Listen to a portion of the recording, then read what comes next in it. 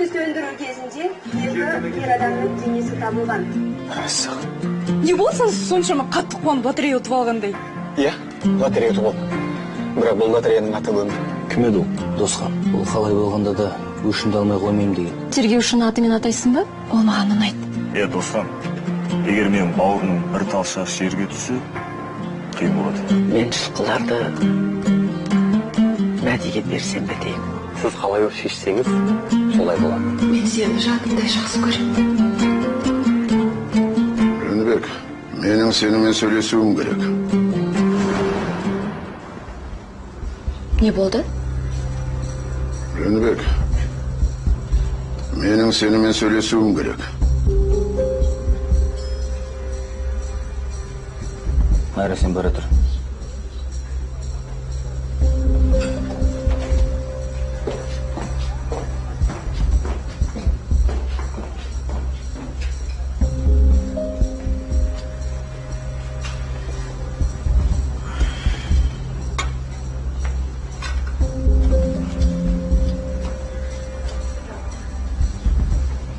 Жәнібек, кіммен сөйлесейін деп отырғаныңда білетін шығарсың деп ойлаймын.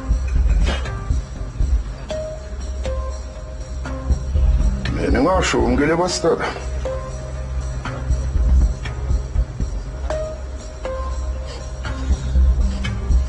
Алло, Мұхтар, жағдайың қалай?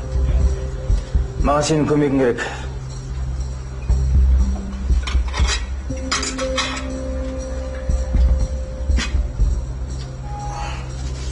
Жағдай былай, Жәнібек. Мені мұқият тыңдап ал. Мен қайталап айтпаймын. Сенің ең үлкен қателігің маған қарсы шыққаның. Сонда не демексіз? Үлескерлер қандай шешім шығарса да маған бәрібір. Ал сен сыбағаңды аларсың. Бірақ бірінші кезекте Әлішердің ана оңбаған інісі. Күнін көрілмай жүріп, маған сес көрсеткісі келеді. Әлішердің дәрменсіздігі соншалық інісінің артына тығылды ғой. Әлішер адамдарын жіберген екен. Мен де қарап қалмаспын. Інісін өзіне қайтарам. Табытқа салып қайтарам. Байқаңыз. Мен айтқанымды істемей қоймаймын.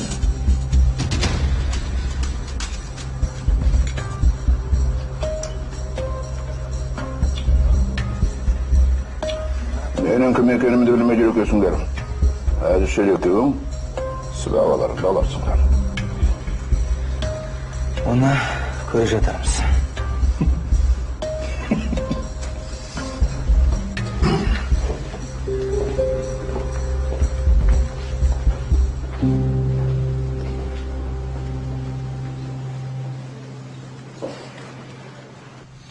Бота, бүгінге жетер. Уақыт кеш болып қалды.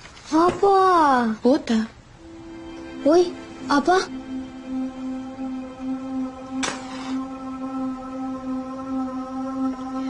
Кіреберістегі қосқыш сөніп қалған болу керек. Мен қарап келейін, қызым, я? Апа, жоқ, шықпай қойшы. Неге, жаным? Әлгі адам әдейі өшіріп, сен шыққаныңды қалап отырған шығар. Жарайды, қызым. Сәл күтейік, мүмкін қосатын шығар. Бүгін қоспаса, ертең қосады. Апа, мен қорқамын. Қорқпа, қызым. Апа, аспа. Кім бұл? Электрик. Кей уақытта мазаларыңызға кешірім сұраймын. Апат жағдайдың алдын алу үшін тексеріп жатырмыз. Сіздерде де жарық жоқ па? Сен отыра тұр, қызым, қазір.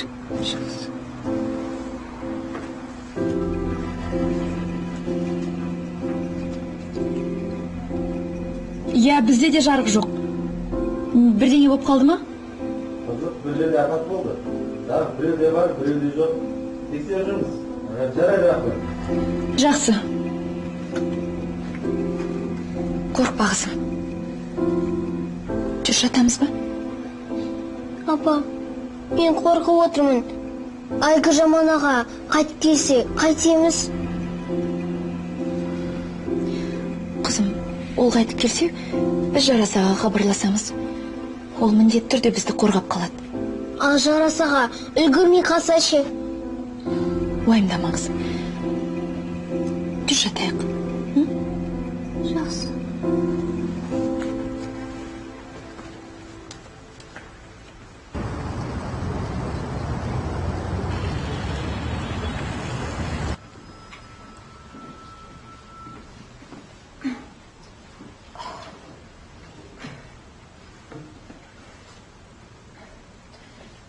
Сол кездесуді кейінге ауыстырсам қалай болар екен?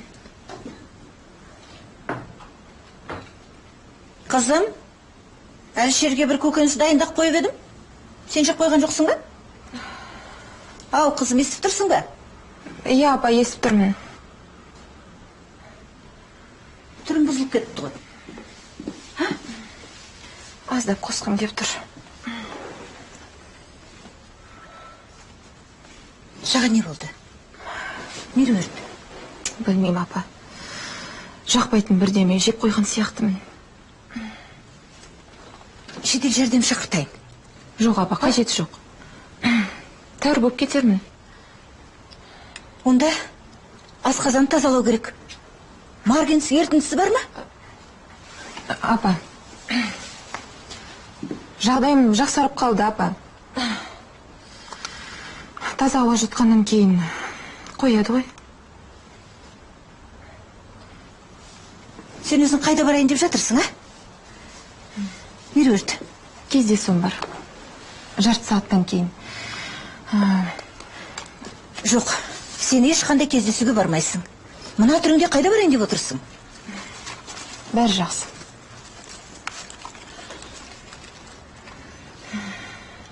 Қарағандыда жүргенін пайдаланып, Николаймен сөйлесіп алуым керек.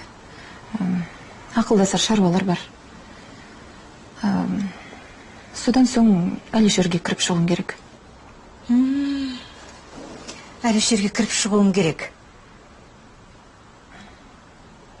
Ал кездесу тек үйден шығып кету үшін амал екен ғой. Ай, апа, мені кішкентай бала көресіз бе? Жоқ. Әлішерге өзім барып, сенің ауырып қалғаныңды айтып түсіндірем. Қажет жоқ. Жағдайым жақсарып қалды. Оның үстіне, міне, Әлішерге дәмді тамақ әзірледім. Өзім апарып берем. Сен менімен сөз таластырма. Туф, апа.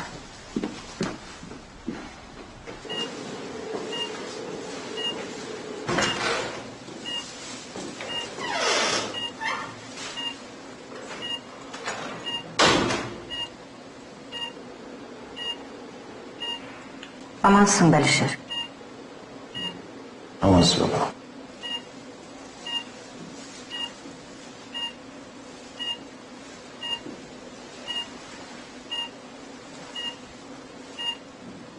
Меруерт саған тамақ беріп жіберді. Кіреберістен алып қалды. Тезірек жазылсын деп сәлем айтып жатыр. Өзі қайда? Ауырып қалды. Оған не болды? Жағдай жаман емес. Тек сені ғана уайымдап жүр.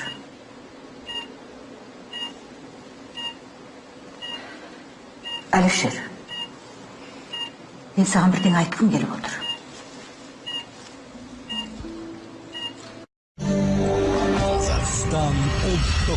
Сіздер апа қалжыңдап отырған жоқсыздар ма? Жоқ. Ешқандай қалжың емес. Біз жылқыларды саған беретін болып шештік.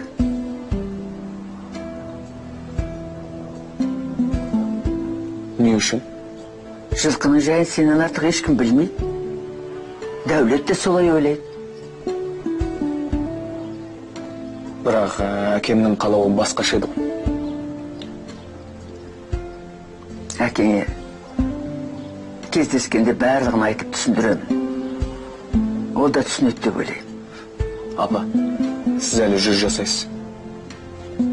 Алам, Сен жұмыссыз отыра алмайтыныңды білемін. Құдайға шүкір, қайратың тасып тұрған кезі. Не істесең де бар жаныңды салып істейсің. Саған тек қана қолдау керек. Ал мен оларды қашан алғылам? Әкемнің өсиетнамасы жарты жылдан кейін күшіне енеді ғой. Қазір алсаң да болады. Тек үйірді суық түспей айдап әкету керек. Айдап әкетем бе? Сіз рас айтып тұрсыз ба? Жылқыларды көлікпен әкелген қымбатқа түседі.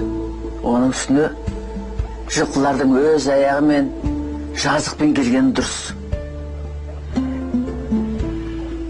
Онда тез жинал. Болатбекті де қасыңа бірге ертіп ал. Жылқыға бірге барасыңдар. Жол ұзақ. Керек жарақ, азық түлікті молырақ алыңдар. Сонда қалай, дәл қазір шыға берсек бола ма не? Сен өзің атқа міне аласың бей. Мінбегенде мен туғалы бері аттың үстіне ме? Онда маған жарты сағат уақыт беріңіз. Апа? Жинал. Мен қазір.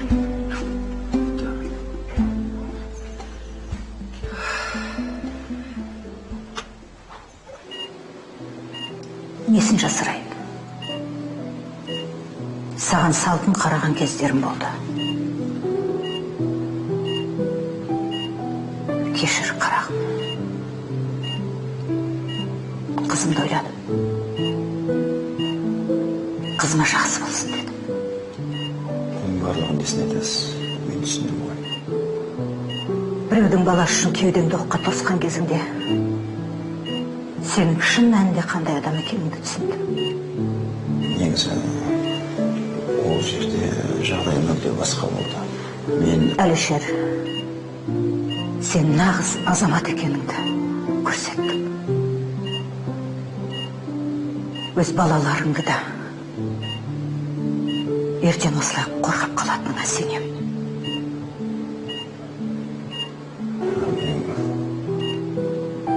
Балаларым жоқ қой. Тоқтай тұр. Мен әлі сөзімді аяқтаған жоқпын.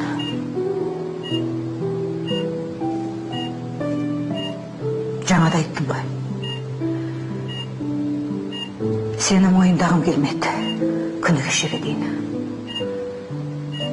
Отбасымызға жақындатқым келмеді. Әсіресе меруерт екеуің ажырасып кеткеннен кейін.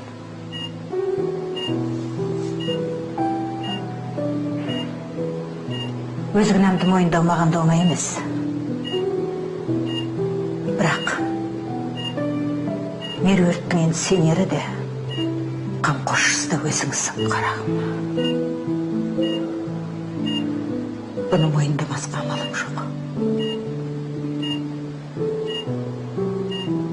Қалған көңіл, шыққан жан деп.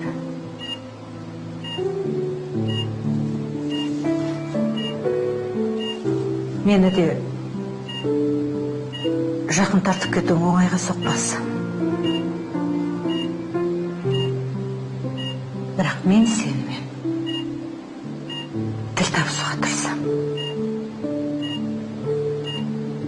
Өйткені бізді біріктіретін көп нәрсе бар. Ертең немерем өмірге келеді.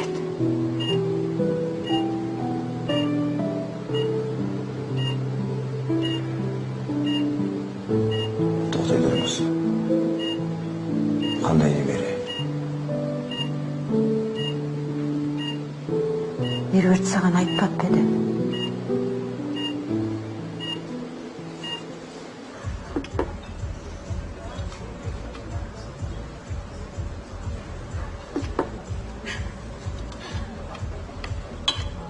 Адамның тамақ жеп отырғанына қарап, мінезі қандай екенін білуге болады деген сөз бар. Bunu мен айтқым келіп отыр.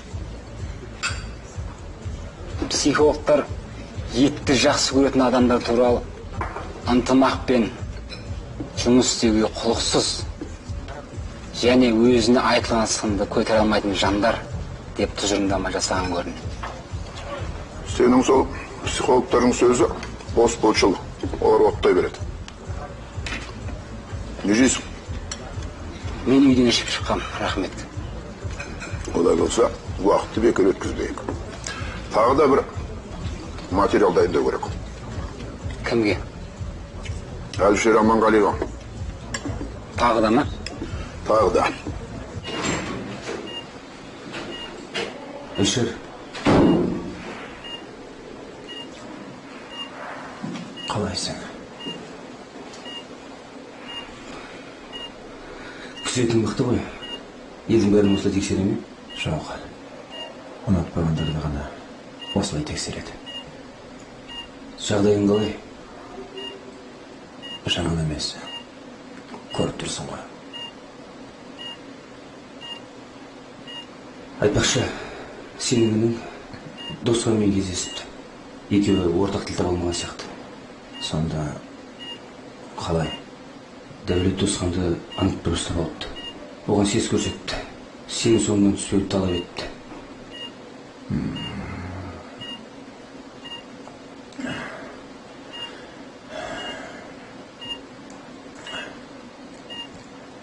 Әңгімені бірден осы жаңалықтан бастамайсың ба? Дәулеттің Досханын аулақ жүргені дұрыс. Одан бәрін күтуге болады. Сен оны өзің білесің ба? Білемін. Тілдің сыры тіске мәлім дегендей. Досханның сыры белгілі ғой. Ай, Дәулет.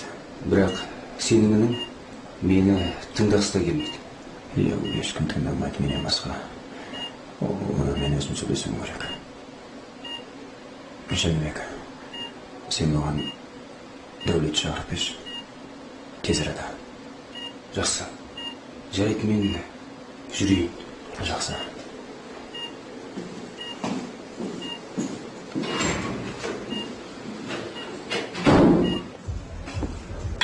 Не үшін? Онда сенің шаруаң болмас. Бірақ сол мақаланың беделді басылымдармен ғаламторда жарық көргені керек. Егер редакторлардың көңілін табу керек болса, ол жағынан қам жеме. Тек маған айтсаң болды. Кешіріңіз, мен енді ондай іспен айналыспаймын. О, саған не болды? Бұл жұмысың үшін мен саған жақсы ақша төлеймін. Өткен жолы жариялаған мақалам кесірінен бір адам өмірінен қоштасты. Оған сенің қатысың жоқ қой. Оны қайдан шығарып жүрсің? Кетуім керек, сау болыңыз. Тоқтай тұр. Ақымақ болма. Ақша бәріне керек. Қанша керек айт. Мені ақшамен қызықтырам деп ойлап тұрсыз ба? Қанша ақша берсеңіз де, мен енді ондай мақала жазбаймын. Сау болыңыз.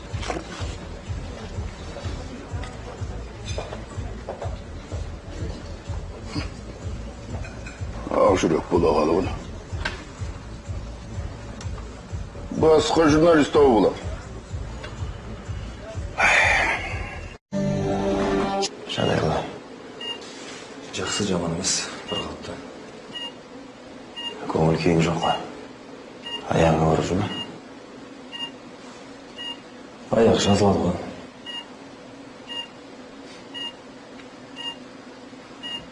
Санжарды өлтіріп кетіпті. Қасыңдағы жігіт пе еді?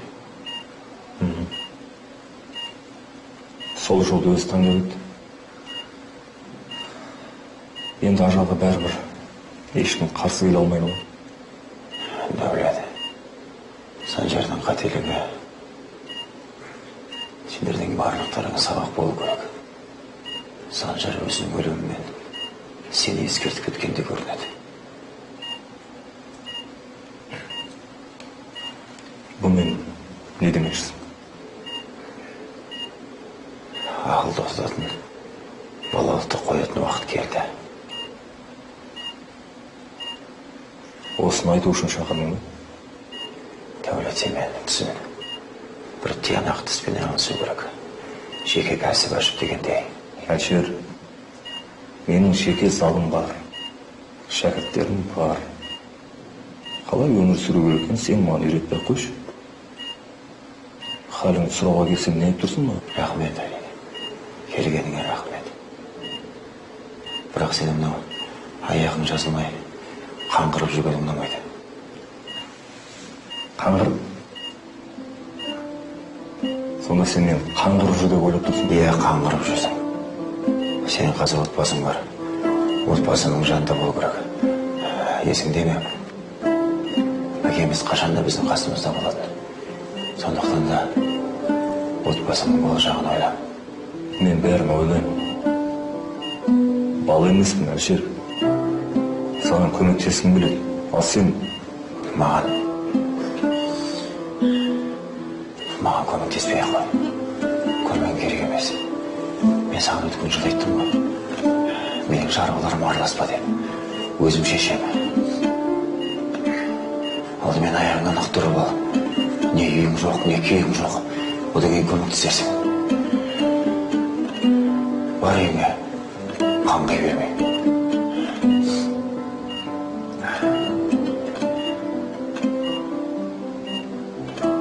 бас десе құлақ дейтін біреусің.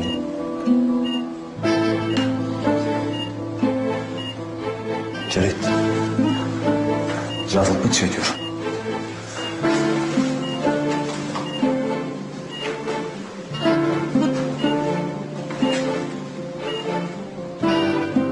Аман бол.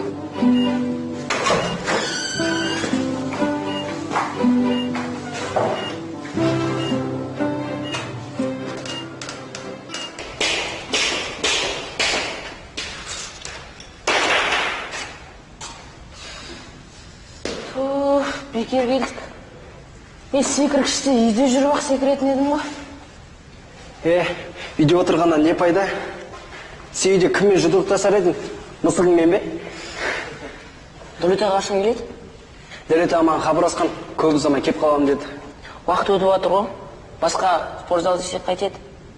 Сен біздің жаттықтырушымыз кім екенін ұмытып қалдың ба? Дәулет аға ең мықты спортшыны құлатқан. Дәулет аға, ол жеңістен не тапты? Бокстың аты бокс. Әлі сен Дәулет ағаны өзінен әлсіздермен шығады деп ойлайсың ба? Кіммен жұдырықтасады? Кеттік.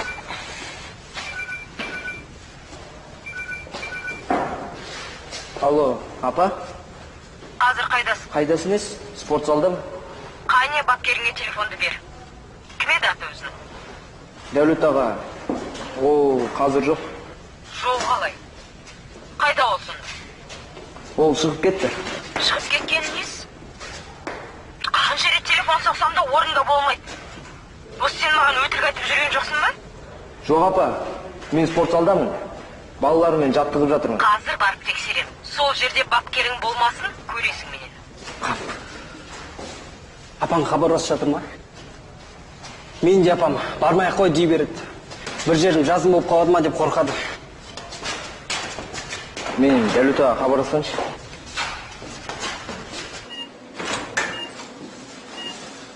Здорово. Сәлем. Вот, скоро. Көп ұзамай жүрем. Жолға шығар алдында өзіңді көріп кетейін деп келдім. Айтпақшы, саған жаңа телефон алдым. Дәрігерге қалдырып кеттім. Рахмет.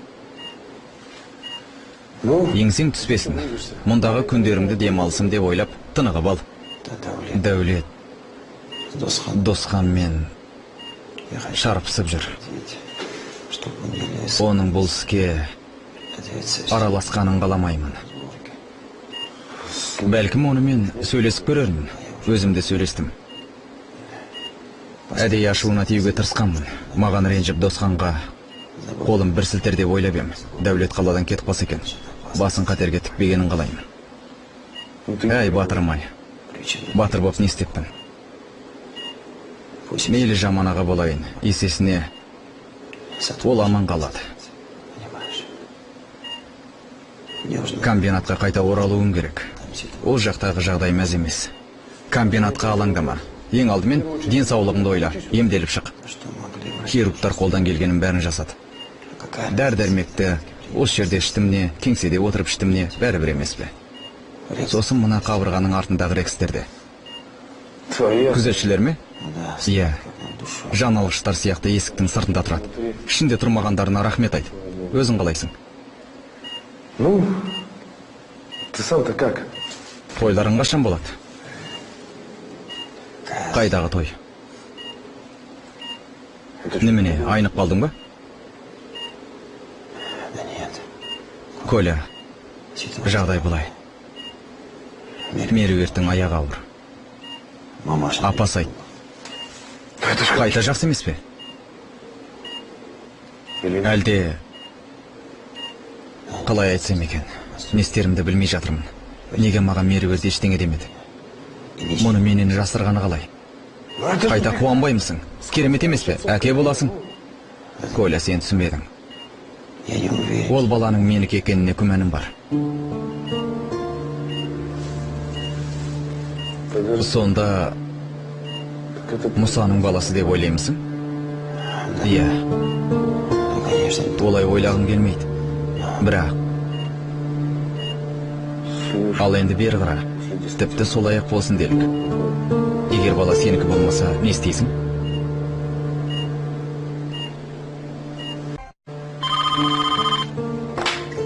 Алло. Санжардың көлігі табылды. Мәулендікі ше? Жоқ, әзірге табылған жоқ. Жарайды.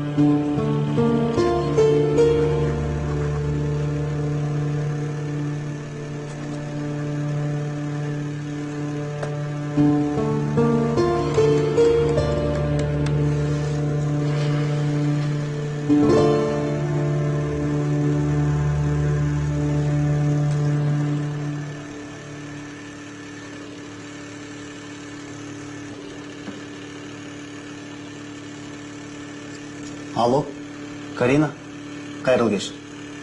Бұл тергеуші Жарас. Қайырлы кеш, Жарас. Танып тұрмын. Кеш хабарласып тұрғанына кешірім өтінемін. Оқаш жоқ, біз әлі ұйықтаған жоқпыз. Менің сұрайын дегенім, Мәулен туралы жаңалықтар жоқ па? Жоқ. Бірақ соңғы кезде сол туралы көп ойлайтын болып кеттік. Әсіресе Бота. Түсінемін, әрине. Оның жасында қатты күйзелісті бастан кешіру психологиялық тұрғыдан оңай емес. Сондықтан сақтанғанды сақтайды демекші, сақтанып жүріңіздер. Кеше жарықты өшіріп тастады. Бота қатты қорқып кетті. Мәулен келіп қалатын шығар деп ойладым. Мен оны сізге хабарласатынымызды айтып жұбаттым. Бізді Мәуленнен сол аға құтқарады дедім. Карина, сіз қысылмай маған хабарласа берсеңіз болады. Негізі менің жұмысым сыртта. Жақын арада жүретін болсам, сіздерге кіріп шығам. Ал қазір қайдасыз? Қазір мен жұмыста, кабинеттемін. Қарныңызды ашқан шығар. Біздікіне жиі-жиі келіп тұрсаңыз қайтеді. Сіз барда Бота қорықпайды. Ал мен тамақ әзірлеп қоямын. Рахмет.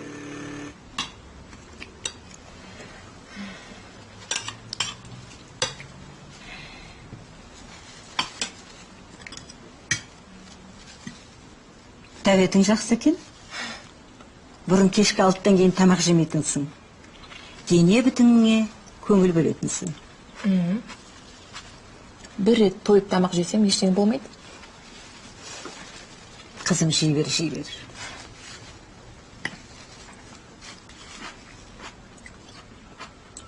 Әлішерге айттың ба?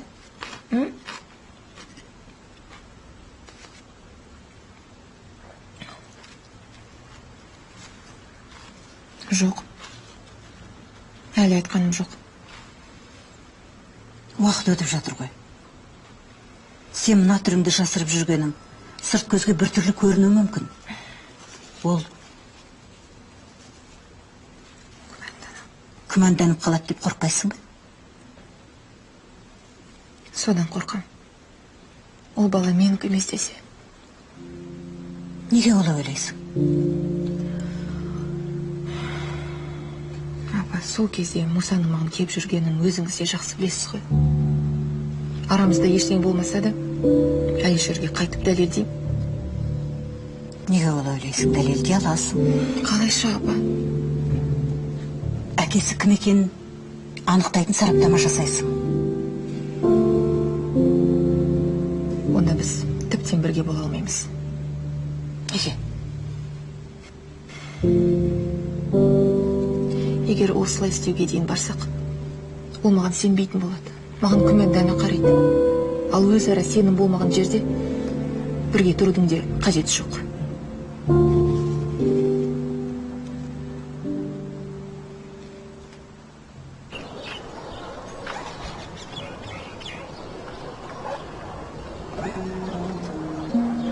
Алтынай, мені шығарып салам деп құтырып кепсің.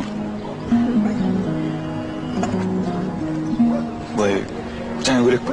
Қайсың ол? Е? Жоға, тек мұның кемегелі көп болды. Бұрын қалай байқамаған? Әлде көре-көре көз үйреніп кеттің. Саған жарасады екен. Енді ылғи да естіп киініп жүретін болам. Әйелімнің әдемі екенін байқамаппын. Солай ма?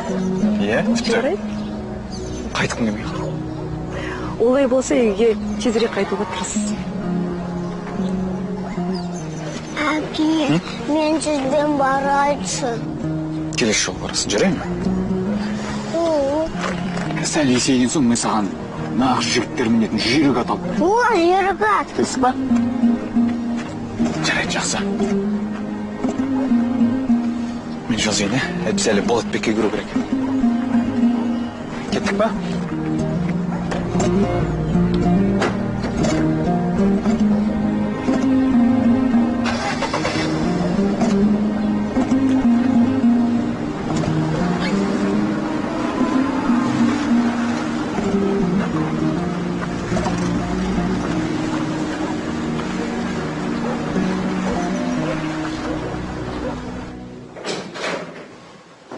Амансыз ба, Әлішер? Жас, кел отыр.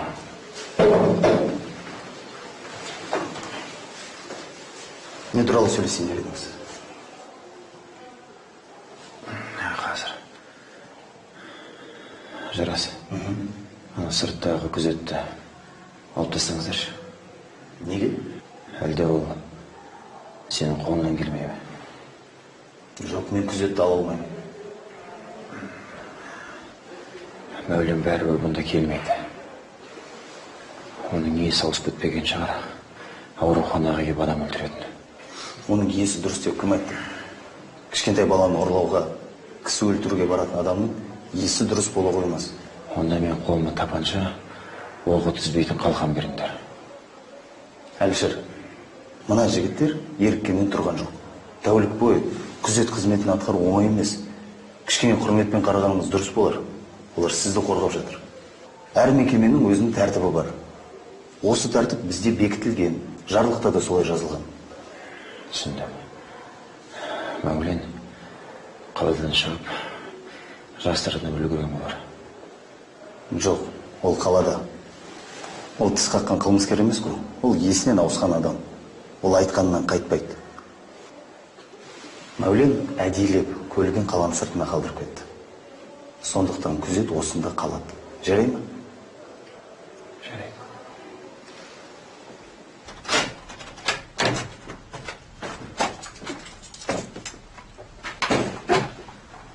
О, Дәулет.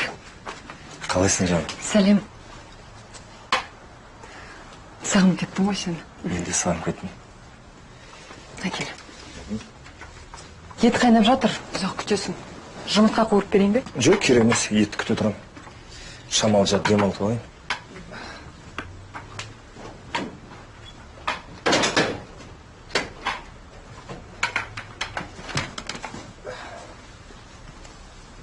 Қалай барып қайт?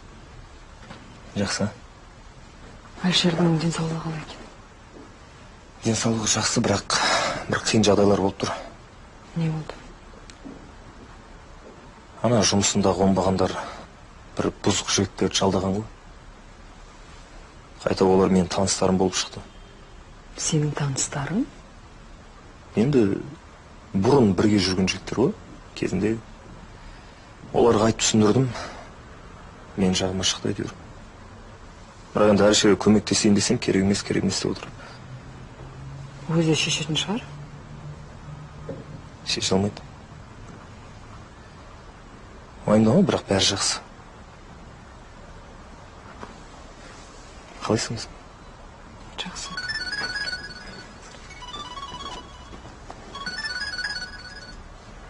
Алло? Саламатсыз ба, Дәулет аға? Сіз қаладасыз ба? Қане телефонды маған бер. Алло, қалайсыңдар? Дәулет аға, залға келіңізші, өтінемін. Апам сізбен сөйлескісі келеді. Жарайды, қазір. Жарты сағатта боламын. Түсінбедім. Жан, қазір келемін. Тоқтай тұр. Келе сала қайда барасың? Алдымен тамағыңды ішіп алсайшы. Етім пісе берсін, қазір келемін. Дәулет. Қазір келемін дедім ғой.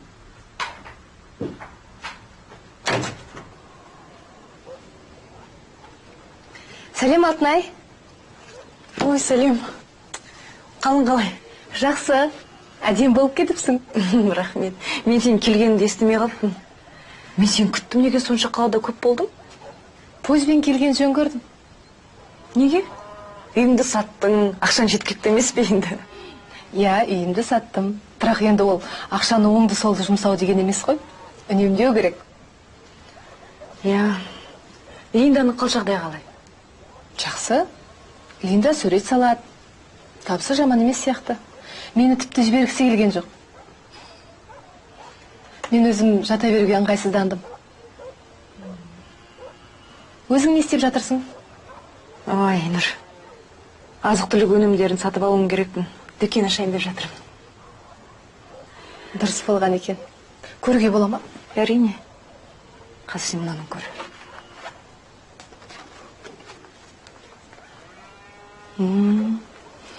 Алғашында ұзақ сақталатын азық-түлік өнімдерін алғаның дұрыс болар.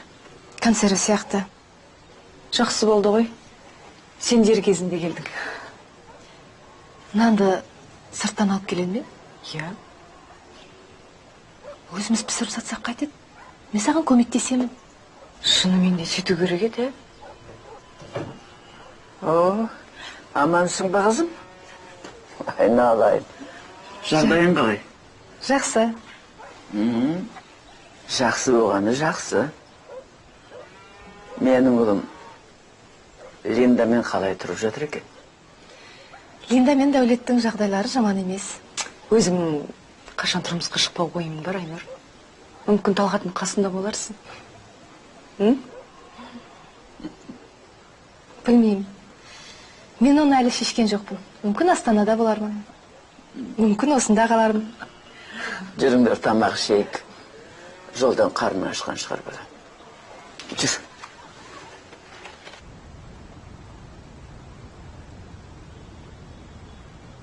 Иә.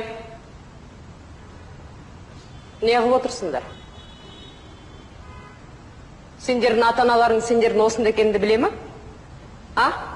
Бапкерлерің қайда? Не істеп жүрсіңдер? Бұл не сұмдық? Бұнда не болып жатыр өзі, а? Саламатсыз ба?